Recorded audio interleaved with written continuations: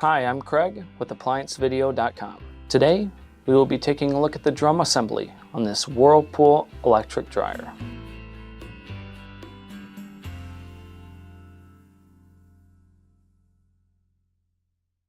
Stop! Before beginning any repair, always be sure to disconnect the power to the appliance.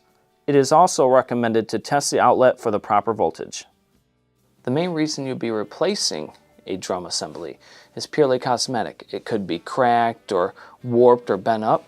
Now, click on the link below to view this repair video. ApplianceVideo.com guides you step by step, giving you the confidence to avoid recalls and callbacks, also saving time on repairs. Whether you're up against an uncommon repair or the latest appliance on the market, our videos have been created with you in mind. Our growing library of videos have been produced using our factory-certified technicians who have extensive infield experience over the past 30 years. ApplianceVideo.com provides high-quality repair videos that anyone can follow, regardless of their skill level. We are here to help. Click on the link below to view this repair video and let us help you do it right the first time.